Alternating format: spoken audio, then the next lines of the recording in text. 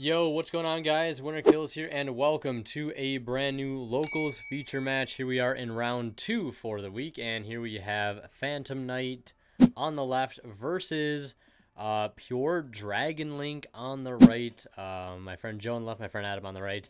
My friend Adam, actually, this is his first time playing this version of the deck. He's still learning it. I really wanted to call him Dragon Master Kaz in this one, but he wouldn't let me. So still learning the deck, still new to it. So yeah, definitely a lot of different plays and improvements could definitely be made. But taking to a tournament setting, I think really lets you learn a lot about your deck, especially mistake wise, because you really have to think everything through, because it's a tournament setting. You can't really take anything back, so you got to play a little bit more carefully than you would just testing. A little bit more higher stakes, I guess. But we're going to see Joe win die roll here. He will go first, starting with Torn Scale. Double Psychics into classic Phantom Knight combo. And then we're going to see Adam drop the Nibiru. And letting him get to the Cherubini with the Seer and everything. And obviously Seer's going to bring back the Cherubini. I mean, arguably you could have waited for him to make a Rusty with the Seer and the Cherubini. But then you also possibly run the risk of him maybe making Appaloosa, which shuts off the Nibiru. But yeah, still an okay Nibiru there. Again, I feel like maybe you could have possibly, there's a world where you do hold it and let him make the Rusty. And then getting Rusty off the field is really, really strong. But he did have the Phantom Knight trap engraved, so definitely could have kept extending regardless, I think. So we're going to go ahead and see him special summon out the Torn Scales after he searches off of the cloak.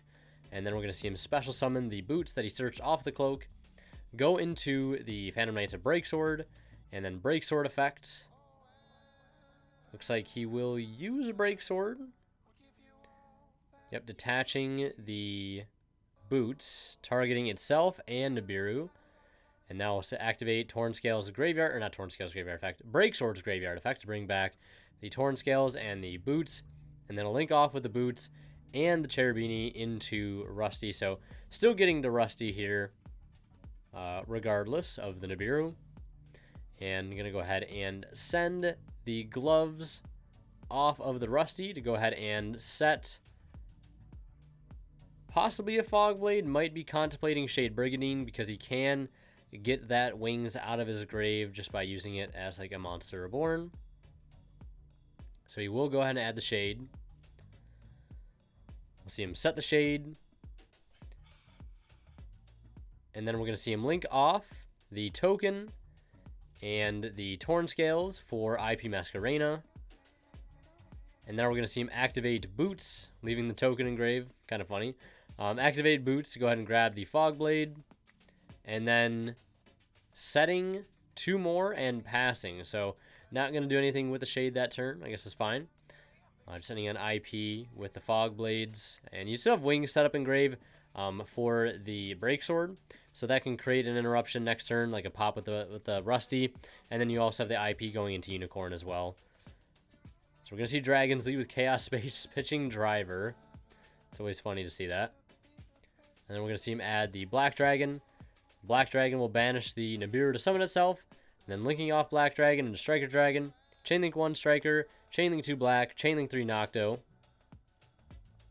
So yeah, this is a 60 card Dragon Link build. I believe it's almost like a carbon copy of the one that won French Nationals. My friend was playing an Adventurer build of this the night before while we were testing. And I showed him this list. He liked it. And I was like, why not just test it tomorrow and see how you like it versus the Adventure Engine? Because the Adventure Engine can definitely be very bricky. Although Dragons with Adventures is very good, I feel like the pure version also is very, very good as well. Just very pilot dependent at the end of the day. But we're going to see the Rusty will pop the Nocto, and then we're going to see him activate Shade, and then IP will go ahead and link afterwards into a Appaloosa 4-3, which will probably pose a pretty big problem here. We're going to see him activate Chaos Space to put back the black and draw one. I see Quick Launch in hand, and I see the Chaos Emperor Pendulum, which I will have to pull that card up, the exact text. That is a very, very good extender in the deck, though. But we're going to see Dragon Link now go into Romulus, linking off with the Striker and the White. Chainlink to White, Chainlink 1 Romulus, or it looks like going the other way here. Chainlink 2 Romulus, Chainlink 1 White. I mean, I guess it doesn't matter. I guess you just want him to take the negate. So we're going to see him go ahead and special summon out black, which I think, yeah, I was going to say he already summoned black this turn by banishing Nibiru, so can't do that. But he does have Quick Launch in hand, which can allow him to play. So yeah, I don't know why you don't just like grab Ravine there. Again, he is new to the deck. So cut him some slack. I'll cut him some slack too. A Dragon Master in training. We'll see him activate Quick Launch now to go ahead and summon Rocket Tracer. And probably could go for a Pisty line here. I mean, this Appaloosa is not making anything easier. Also, you have the fact that if he wants to go battle phase to try to run over the Appaloosa, you probably have to worry about a Fog Blade, stopping you from attacking it in the first place. And I believe Romulus has very low attack, too. Yeah, it has only 1200 attack, so it has to get down to 1 negate for him to even want to beat over it. So now we're going to see Rocket Tracer activate. Attempt to blow up the Romulus to summon out another rocket from the deck. And now he's in a position where he can go battle phase. Romulus, attempt to swing over the Appaloosa for 400 damage. But I think they're, remembering that Fog Blade should be engraved because that Fog Blade was activated on the Striker Dragon earlier to stop him from getting access to Boot Sector Launch, which again is a crazy card. I've said it before, stopping a deck like this, any Dragon Link deck from getting access to Boot Sector Launch is really, really strong. But he will try, he will, to get over the Appaloosa with the Romulus, but there's another Fog Blade. Gonna hit the Romulus and make it so it cannot attack. Now we're gonna see him link the Tracer into Pisty, and I believe that Chaos Emperor Dragon of Armageddon is in hand. And he will have to banish a Light and Dark to summon that from the hand or the extra deck. Now, one thing I think he could have done is summon that before he used his battle phase, and then attacked over the Appaloosa with the Romulus. I mean, he forces a Fog Blade there. Or maybe he doesn't, right? Either way, you're still running over the Appaloosa with pretty much anything on field. And you don't lose your battle phase too, which is really important. Like Pisty could run over it at that point even. And you have, ample Light and Darks engrave. And then you can try to resolve the effect of Chaos Emperor in main phase 2, which says, let's see, it says, once per turn, you can pay half your life points, send as many cards you control as possible to the graveyard, except from the extra monster zone.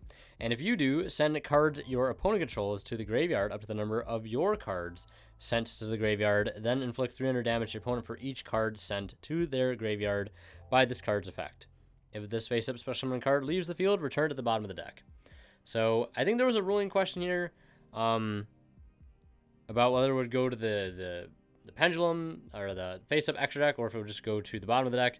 Don't think it makes too big of a difference here, but either way, like the last Appaloosa negate is just going to be enough. So I think had he sequenced that slightly bit differently, he could have possibly resolved that effect, because Appaloosa obviously can't stop the summoning condition of the Chaos Emperor Dragon because it doesn't activate. So yeah, maybe that could have played out a bit differently, but either way, we're into a Game 2 situation. Quick shout out to Imperium Duelist. Check them out at the link below.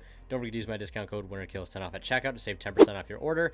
And again, if you guys are buying anything on TCG Player, please feel free to use the affiliate link found in the description of all my videos. If you guys shop and check out using that link, a small bit of the revenue from your purchase will go right back in the channel and does help out yours truly quite a bit.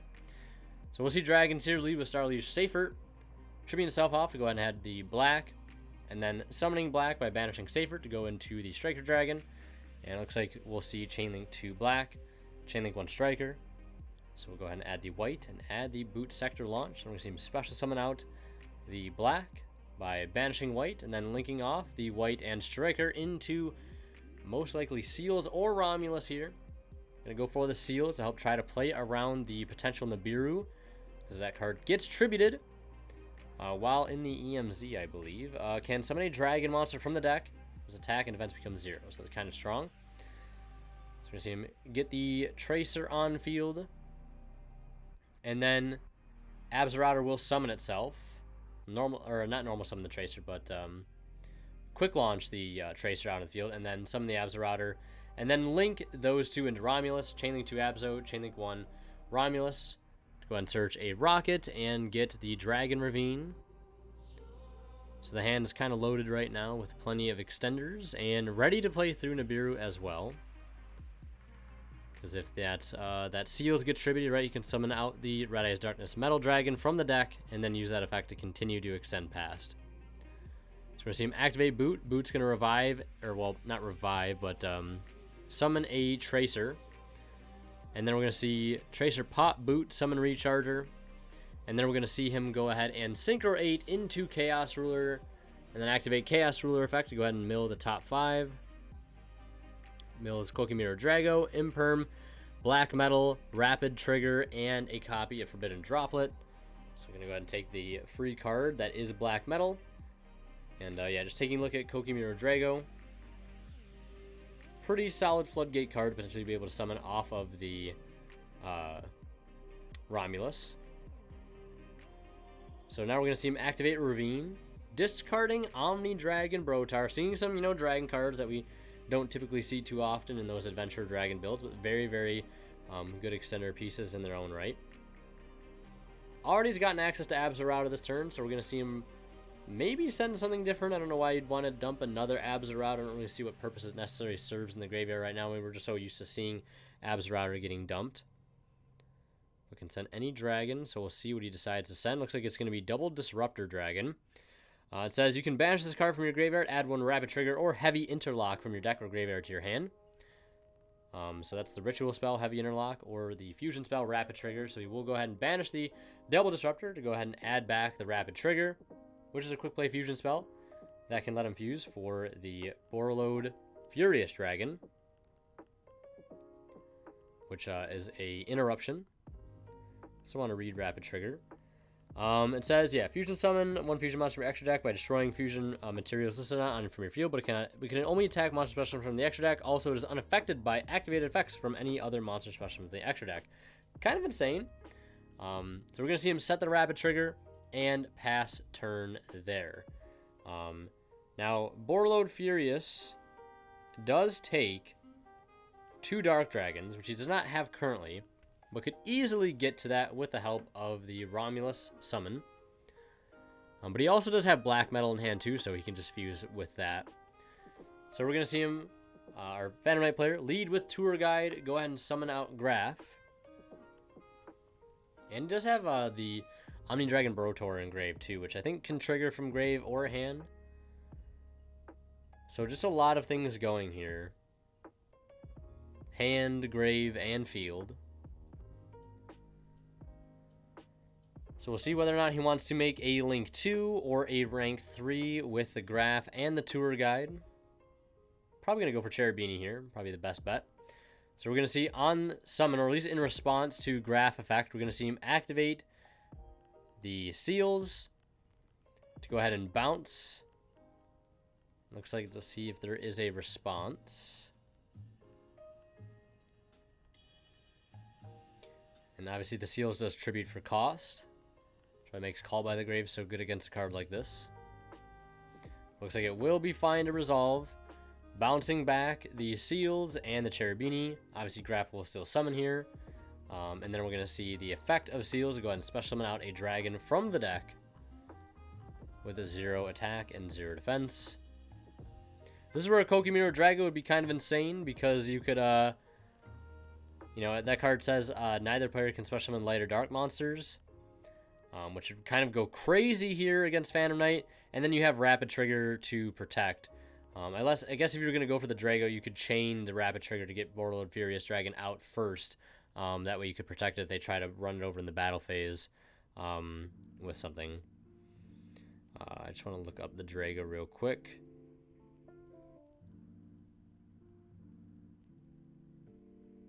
Let's see. Yeah, it's neither player can special summon light or dark monsters, yeah, so having Borreload Furious on Dragon first would be helpful to protect. So we're going to see in Game 3 here, yeah, Phantom Knight obviously not able to break through that board, so we're going to go to a Game 3 situation. Phantom Knight's going to go first, set 1 monster, and set 2 back row. We're going to see the draw or standby phase. Anti-spell in response, Dragon Link will have Quick Launch. Going to go ahead and grab the not Rapid Trigger. Going to go ahead and grab the Rocket Tracer from the deck. Obviously, it's a use it or lose it situation. And I believe there's something my friend Adam wanted me to bring up here, is that he played this a little incorrectly. He said he was really focused on the last set being a Fog Blade, so he was trying to play around Fog Blade as much as possible. So the play you're seeing is trying to really play around the Fog Blade, not really trying to play around so much, or what actually is set ends up like being a big punish here. So we're gonna see him go ahead and link the white and striker for seals, get that sort of in quotes Nibiru protection. Also the Rocket Caliber being used here in this combo, kind of cool. Very good extender for Dragon Link, just a level 4 Dark Tuner that can summon to his own a Dark Link monster points to. Very nice card. And it also happens to be a rocket. So he does have the black in hand. Can summon that out here to possibly go for a Chaos Ruler. But getting your Chaos Ruler hit with a Fog Blade would kind of hurt. But we're going to see the Nibiru come down, tributing everything off field. And then we're going to see Seals attempt to activate here on a new chain. And there's a Call by the Grave. Like, ouch. That's got to hurt a lot, because that's your key to follow up right there. That's your key to keep playing. And he will have Levy, though, to rip the last card out of the hand, put it back into the deck, and we're going to see him set 3. Obviously, setting a bunch of spells here for anti-spell, putting his opponent on, draw a good card here to try to break the board. Like, draw Phantom Knight, draw Tour Guide, and my man's Joe is cracked. Picks up the Tour Guide for turn here. It's going to force an Imperm, obviously. I mean, I guess maybe it doesn't force an Imperm, I don't know.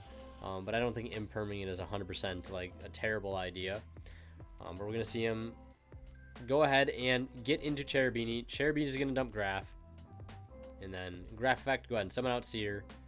And then pretty much has access to full Phantom Knight combo here. It's just a matter of being able to clear the board and put the opponent in a position where it's going to be tough to come back from. Because Boot Sector Launch being set right now is not really going to do too much, since his Tracer is banished.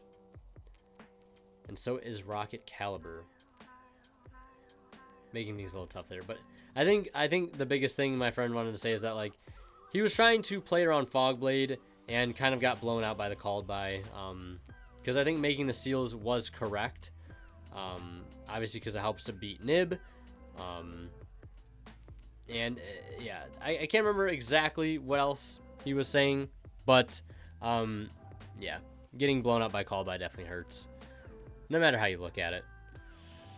Probably should be banned, honestly. I don't like a card like that being at 1, because like it's just so rough sometimes when the opponent does have it and you're really hoping they don't, and they do.